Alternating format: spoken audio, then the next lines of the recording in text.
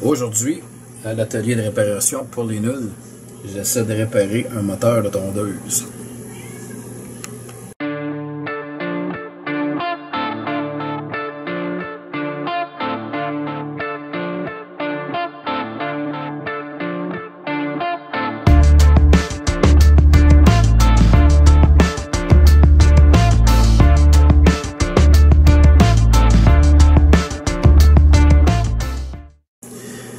J'ai acheté il y a 2 semaines une tondeuse sur Kijiji, pas cher, sachant que le moteur était défectueux, donc que la tondeuse n'était pas fonctionnelle.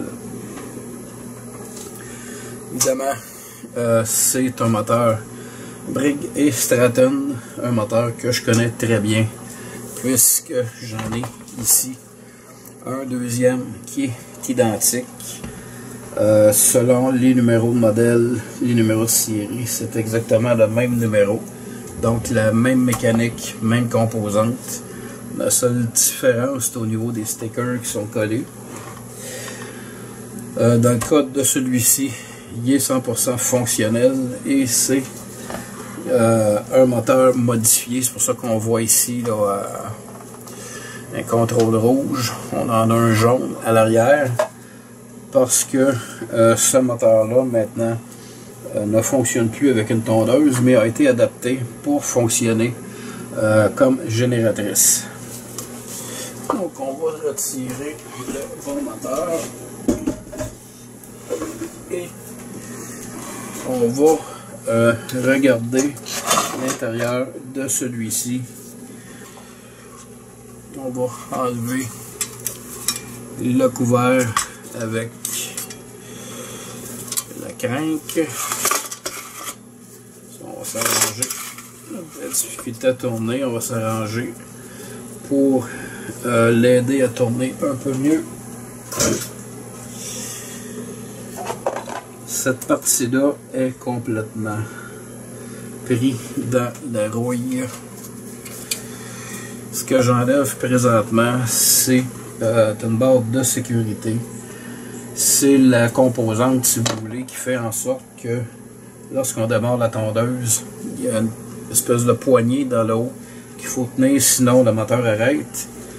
Donc, c'est relié à cette composante-là. Et ce qu'on va pouvoir remarquer, je vais ici un peu les pièces et je vais prendre un linge. Parce que là, je veux grossir le zoom de la caméra. Je ne veux pas mettre d'huile sur ma caméra.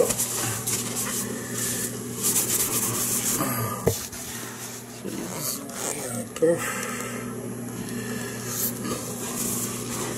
Ce qu'on va remarquer ici, c'est la présence de rouille due à un mauvais entreposage. Si je tourne un peu plus, on remarque que de l'autre côté c'est la même chose. La pièce ici est en aluminium, mais il y a une partie ferreuse, si vous voulez. On voit là que ça a été magnétisé, ça colle comme il faut. Donc c'est la partie ferreuse en fait qui a rouillé, pardon, et qui fonctionne avec le coil, donc la partie électrique. Pour enlever ceci, j'ai déjà réussi à le desserrer. Ça, c'est une des premières pièces que je vais devoir nettoyer. Là, j'avais mis du WD-40 la semaine passée en espérant que ça ait fait effet. Et je sais pas ce que ça va donner.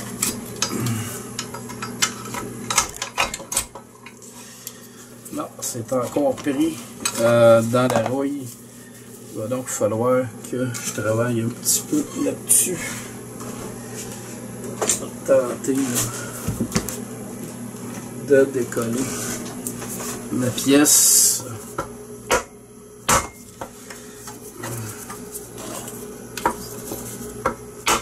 Avec un peu de persuasion, j'ai réussi à retirer le volant, qu'on va examiner après. Ce qu'on constate ici, au niveau de la pointe, si on veut, donc c'est la partie électrique. On a beaucoup de rouille.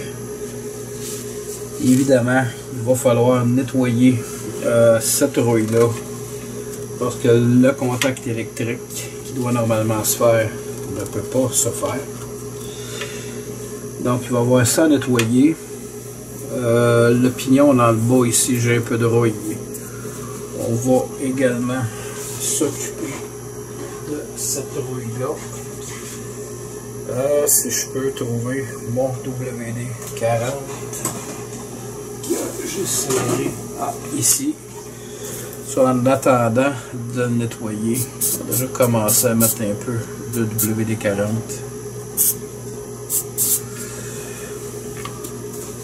En ce qui concerne le volant,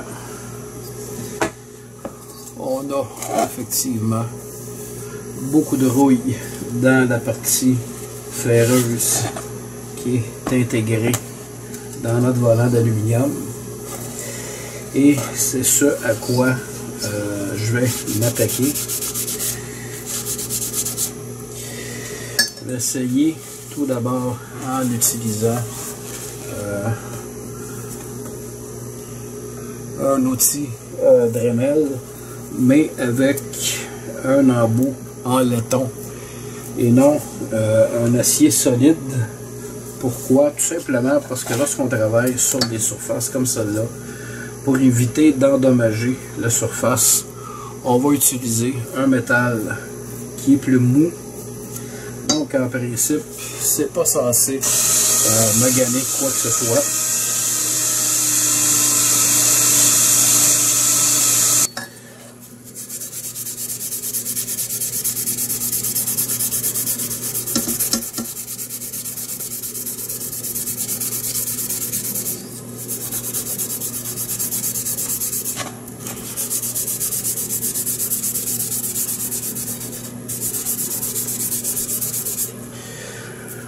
Donc, ce que j'utilise ici, c'est un espèce de tampon à récurer. Faire en sorte d'endommager le moins possible, sinon pas du tout, la surface.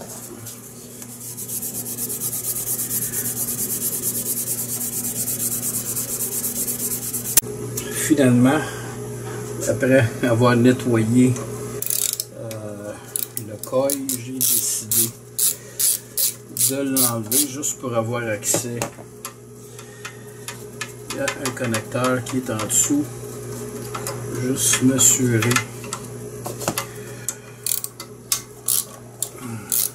que la rouille va être enlevée.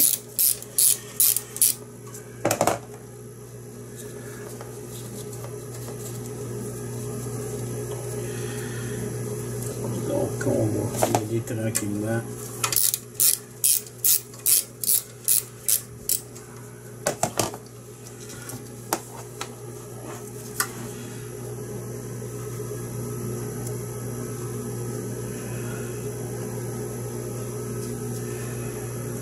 Le morceau est beau.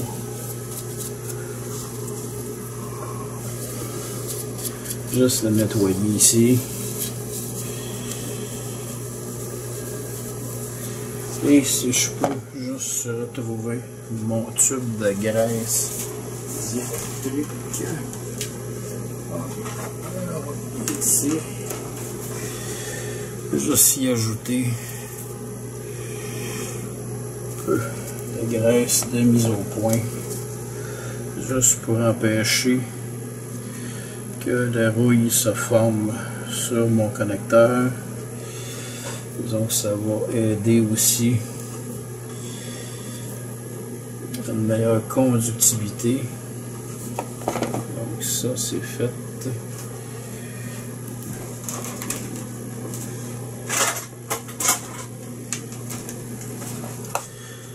Mon coil est bien nettoyé. Je vais enlever la petite couche d'huile qui reste, que j'ai laissé en nettoyant.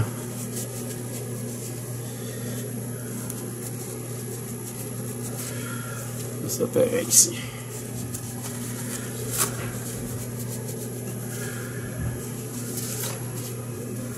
Donc je vais pouvoir remonter en branchant mon connecteur. Il va rester ensuite cette partie-là qui est rouillée à compléter. Mais ça, ce que je vais faire, je vais tout simplement le changer. Donc, il va falloir, avant que je le serre, que